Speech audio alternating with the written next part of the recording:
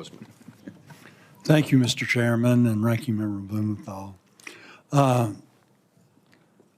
Secretary, we've all heard about the bureaucracy and inefficiencies in the system, and that's certainly not any secret. Throughout your modernization, veterans' abilities to receive care must remain unaffected. What protections are you implementing to ensure continuity of care throughout the VA RISE process?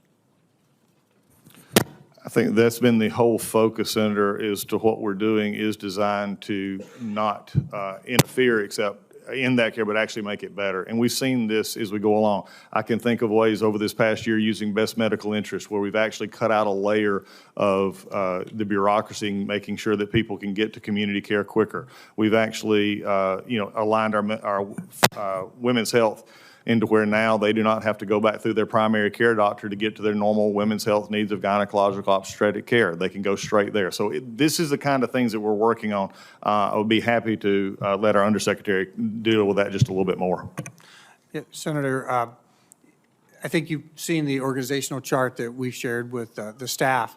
And as you look at that, you'll see the bottom part of the chart, which is the medical centers. We're not making any organizational change structure in the middle part, or in the bottom part. All of the changes are at the policy and at the VISN middle part level. We're trying to get the structure aligned. We're working to get the structure aligned so that the information flow to the facilities and to support the facilities is at the facility level.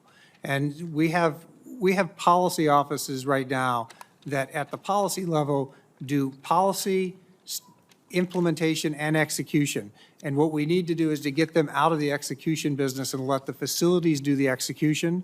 And we just provide them the standardization and the right and left boundaries in order to execute. So that's how we're mitigating the risk relative to the facilities, because we're not making significant changes at the facility down level. Everything is up, and how do we add additional support to the facilities? And Greg, I'll ask you if you have anything. Yeah, if I can add one more thing, Senator.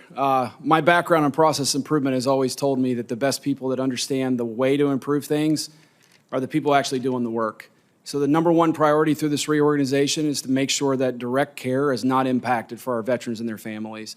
The number one way to make sure that doesn't happen is to take input perpetually from the people actually doing the work, frontline clinicians, in addition to our frontline executive leaders. They have been engaged on this change from the beginning. And moving forward, nothing will happen with this reorg without their input and without understanding how any changes that we are projecting to make will ultimately impact the reality for the veterans and their families in the facilities. They will be involved every step of the way until we get to the finish line. Very good. And sir, if I could add on to that, the development of this plan was from VISN leaders. The VISN leaders are the ones who worked to develop this plan. This was based on the people who running our organization from the ground up, and they got input as they developed it over a 9-month process. It was an iterative process, and they engaged with outside expertise as well as our own internal consultants that we have within VHA. Very good. With Senator Murray's help and Senator Collins, them leading us forward, we're about to wrap up the appropriations cycle, and which is really remarkable. Almost immediately, we'll begin again. Do you currently have the necessary funding authorities to execute VA RISE, or is it going to need some additional help in that regard? Senator, yes, we do. And we're looking ahead for our fiscal 26 budget. We appreciate the numbers that have been given to us. We appreciate Senator Murray, you, and others in the Four Corners. We've had these discussions.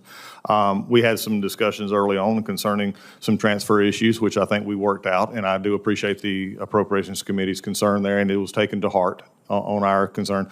We are currently allocated at fiscal year 26 community care appropriations at $50,174,000,000. We are budgeting to that, and we do believe that we'll be able to make that. And also, we appreciate the input that we got from the Four Corners on other information there as well.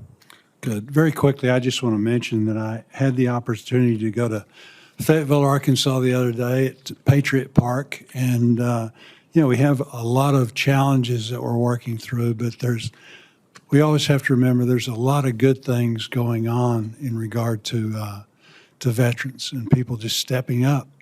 This is a great public-private partnership that's come together that is going to offer very affordable housing for our veterans and should be completed in the next few months. And hopefully we'll get you out there, Mr. Secretary, and maybe some of the rest of you to really see a project that we can all be very, very proud of. Thank you. Look forward Mr. to it. Chairman. Thank you.